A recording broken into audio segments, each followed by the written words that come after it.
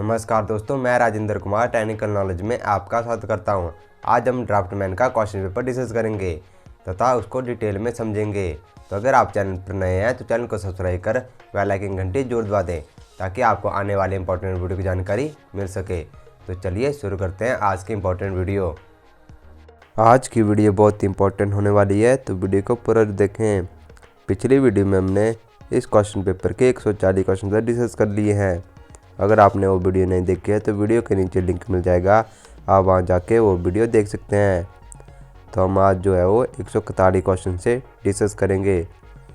तो 141वां क्वेश्चन है, उच्च न्यायालयों के न्यायाधीशों को पद की शपथ किसके द्वारा दिलाई जाती है? ऑप्शन ए भारत के मुख्य न्यायाधीश द्वारा, या ऑप्शन बी राज्य के राज्यपाल द्वारा, या ऑप्शन सी भारत के राष्ट्रपति द्वारा, या ऑप्शन डी उच्च न्यायालय के मुख्य न्यायाधीश द्वारा। तो इसका जो राइट आंसर है ऑप्शन बी, राज्य के राज्यपाल द्वारा जो है वो उच्च न्यायालयों के न्यायाधीशों की पद की शपथ दिलाई जाती है। अब हम इस क्वेश्चन को डिटेल में समझ लेते हैं। तो राज्यपाल के पास राज्य स्तर पर विधायी, कार्यकारी, वित्तीय और न्यायिक शक्तियाँ जैसे विभिन्न शक्तियाँ हैं जो संविधान द्वारा दी गई है। इसलिए राज्य स्तर पर यह राज्यपाल है जो कि उस राज्य के उच्च न्यायालय के न्यायाधीशों को पद की शपथ दिलाता है। इसका भी आप जरूर ध्यान रखें। जब हम क्वेश्चन को डिटेल में समझेंगे तो इस क्वेश्चन से रिलेटेड आपके किसी भी एग्ज़ाम में क्वेश्चन आएंगे तो उसका आप अच्छे से आंसर दे सकेंगे। इसलिए हम हर एक क्वेश्चन को डिटेल में समझेंगे, तो वीडियो को आप ध्यान से देखते रहें। 142वां क्वेश्चन है, जम्मू कश्मीर के संदर्भ में विधायी अवशिष्ट शक्तियाँ किसके पास हैं? ऑप्शन ए संसद, या ऑप्शन बी राज्य विधानमंडल, या ऑप्शन सी राज्यपाल, या ऑप्शन डी इनमें से कोई नहीं। तो इसका जो राइट आंसर है ऑप्शन बी, जम्मू कश्मीर के संदर्भ में जो है वो विधायी अवशिष्ट शक्तियाँ जो है राज्य विधानमंडल के पास हैं। 143वां क्वेश्चन है, निम्न में से किस प्रकार की अर्थव्यवस्था में उत्पादन के घटक व्यक्तिगत स्वामित्व में किए जाते हैं? ऑप्शन ए पूंजीवादी, या ऑप्शन बी समाजवादी, या ऑप्शन सी मिश्र, या ऑप्शन डी ए तथा बी दोनों। इसका जो राइट आंसर है ऑप्शन ए, पूंजीवादी अर्थव्यवस्था में उत्पादन के घटक व्यक्तिगत स्वामित्व में किए जाते हैं। 144वां क्वेश्चन है, किसकी अध्यक्षता के तहत बीमा क्षेत्र सुधार समिति का गठन किया गया था? ऑप्शन ए नरसिम्हन, या ऑप्शन बी सी रंगराजन, या ऑप्शन सी RN मल्होत्रा, या ऑप्शन डी इनमें से कोई नहीं।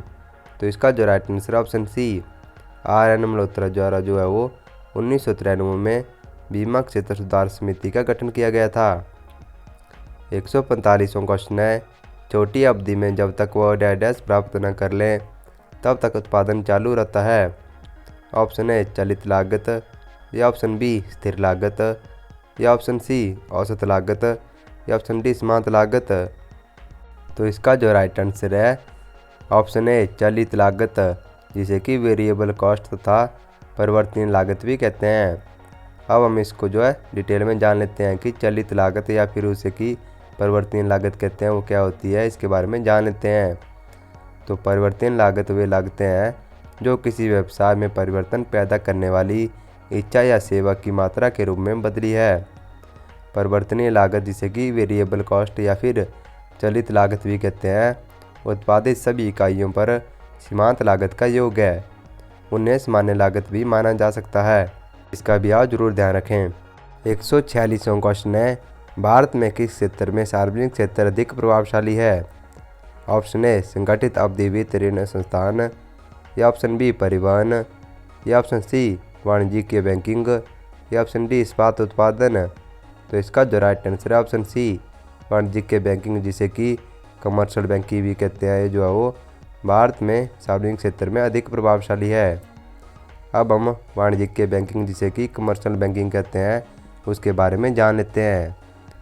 तो एक वाणिज्यिक बैंक एक प्रकार का बैंक है जो जमाओं को स्वीकार करने, व्यवसाय ऋण लेने और लाभ के लिए व्यवसाय के रूप में संचालित बुनियादी निवेश उत्पादों की पेशकश उत्पादों जैसी सेवाएं प्रदान करता है। इसके बारे में भी आपको पता होना चाहिए, तो इसका भी आप जरूर ध्यान रखें। 147वां क्वेश्चन है, ऑपरेशन फ्लड के जनक थे? ऑप्शन ए अमृत्य सेन, या ऑप्शन बी उमा कपिला, या ऑप्शन सी वर्गीस कुरियन, या ऑप्शन डी MS स्वामीनाथन। तो इसका जो राइट आंसर है ऑप्शन सी, वर्गीस कुरियन जो है वो ऑपरेशन फ्लड के जनक थे। अब हम वर्गीस कुरियन के बारे में कुछ जान लेते हैं। तो वर्गीस कुरियन जो है वो 26 नवंबर 1921 से 9 सितंबर 2012 को भारत में श्वेत क्रांति, जिसे कि व्हाइट रेवोल्यूशन कहते हैं, के पिता के रूप में जाने जाते हैं। ये जो है वो सामाजिक उद्यमी थे, जिनके अरब लीटर विचार ऑपरेशन फ्लड ने डेयरी फार्मिंग को भारत का सबसे बड़ा आत्मनिर्भर उद्योग बना दिया था। इसका भी आप जरूर ध्यान रखें। 148वां क्वेश्चन है, मरीचिका एक लाक्षणिकता है जिसका कारण है। ऑप्शन ए प्रकाश का परावर्तन, या ऑप्शन बी प्रकाश का जो है अपवर्तन, या ऑप्शन सी प्रकाश का पूर्ण आंतरिक परावर्तन, या ऑप्शन डी प्रकाश का पूर्ण विवर्तन। तो इसका जो राइट आंसर है ऑप्शन सी, प्रकाश का पूर्ण आंतरिक परावर्तन जो है वो मरीचिका एक लाक्षणिकता है जिसका कि कारण है। अब हम मरीचिका के बारे में जान लेते हैं कि ये क्या होता है। तो मरीचिका एक प्रकाशीय घटना है जो पानी का भ्रम पैदा करती है और प्रकाश के अपवर्तन से गैर समान माध्यम से परिणाम प्राप्त करती है। मिराज जो है वो आमतौर पर धूप के दिनों में देखने को मिलते हैं। इसका भी आप जरूर ध्यान रखें। 149 क्वेश्चन है, जल का घनत्व होता है। ऑप्शन ए 0 डिग्री सेल्सियस पर महत्तम, या ऑप्शन बी 0 डिग्री सेल्सियस पर न्यूनतम, या ऑप्शन सी 4 डिग्री सेल्सियस पर महत्तम, या ऑप्शन डी -4 डिग्री सेल्सियस पर न्यूनतम। तो इसका जो राइट आंसर है ऑप्शन सी, 4 डिग्री सेल्सियस पर महत्तम जो है वो जल का घनत्व होता है। अब हम इस क्वेश्चन को डिटेल में जान लेते हैं। तो जब इसे कमरे के तापमान से ठंडा किया जाता है तो तरल पानी तेज़ी से घना हो जाता है, जैसा कि अन्य प्रकार के पदार्थों के साथ होता है। लेकिन लगभग 4 डिग्री सेल्सियस पर शुद्ध पानी इसके अधिकतम घनत्व तक पहुंचने के लिए कहा जाता है। इसका भी आप जरूर ध्यान रखें। 150वां क्वेश्चन है, किस प्रक्रिया द्वारा एक तरल द्रव्यमान छोटी छोटी बूंदों में परिवर्तित हो जाता है। ऑप्शन ए साबुनीकरण, या ऑप्शन बी पायसीकरण, या ऑप्शन सी ऑक्सीकरण, या ऑप्शन डी डिहाइड्रीकरण। तो इसका जो राइट आंसर है ऑप्शन बी, पायसीकरण के द्वारा जो है वो एक तरल द्रव्यमान छोटी छोटी बूंदों में परिवर्तित हो जाता है। अब हम पायसन के बारे में जान लेते हैं। तो एक पायस 2 या 2 से अधिक तरल पदार्थों का मिश्रण होता है जो सामान्य रूप से तरल तल चरण पृथक्करण, जिसे कि सेपरेशन कहते हैं, के कारण विसर्जित हो जाते हैं। यानी कि ये जो है वो विसर्जित हो जाते हैं पृथक्करण के कारण। इसका भी आप जरूर ध्यान रखें। 151 क्वेश्चन है, निम्न में से कौन सा पॉलीमर जो है वो प्राकृतिक रूप से प्राप्त पॉलीमर से पुनः संश्लेषित किया जाता है।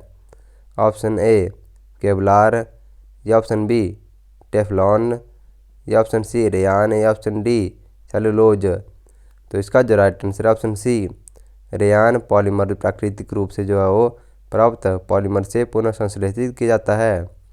152 क्वेश्चन है, निम्न में से कौन सा महाद्वीप पश्चिमी महाद्वीप से जाना जाता है। ऑप्शन ए अफ्रीका, या ऑप्शन बी एशिया, या ऑप्शन सी दक्षिण अमेरिका, या ऑप्शन डी इनमें से कोई नहीं। तो इसका जो राइट आंसर है ऑप्शन सी, दक्षिण अमेरिका जो है वो महाद्वीप पश्चिमी महाद्वीप से जाना जाता है। 153 क्वेश्चन है, निम्न में से कौन सा शर्करा का मुख्य स्रोत है। ऑप्शन ए तरबूज, या ऑप्शन बी लाल सलगम, या ऑप्शन सी गन्ना, या ऑप्शन डी खजूर। तो इसका जो राइट आंसर है ऑप्शन सी, गन्ना जो है वो शर्करा का मुख्य स्रोत है। 154 क्वेश्चन है, निम्न में से कौन सा जननिक यांत्रिक के द्वारा निर्मित प्रथम हार्मोन है। ऑप्शन ए इंसुलिन, या ऑप्शन बी कॉर्टिसोल, या ऑप्शन सी थायरोक्सिन, या ऑप्शन डी टेस्टोस्टेरोन। तो इसका जो राइट आंसर है ऑप्शन ए, इंसुलिन जो है वो जननिक यांत्रिक के द्वारा निर्मित प्रथम हार्मोन है। अब हम इस क्वेश्चन को डिटेल में समझ लेते हैं। तो इंसुलिन जो है वो आनुवांशिक इंजीनियरिंग, जिसे कि जेनेटिक इंजीनियर कहते हैं, के द्वारा निर्मित पहला हार्मोन है। ई कोलाई की मदद से जो है वो इसका उत्पादन किया गया। पहले इसे जो है वो ह्यूमलिन के नाम से बेचा गया जाता था, इसका भी आप ज़रूर ध्यान रखें। आगे के क्वेश्चन जो है हम अगली वीडियो में डिस्कस करेंगे। अगर आपको वीडियो अच्छी लगी हो तो वीडियो को लाइक, कमेंट और शेयर जरूर करें तथा चैनल को भी सब्सक्राइब कर लें ताकि आपको ऐसी इंपॉर्टेंट वीडियो की जानकारी मिल सके। तो मिलते हैं जल्दी नए वीडियो के साथ, तब तक के लिए जय हिंद, जय भारत।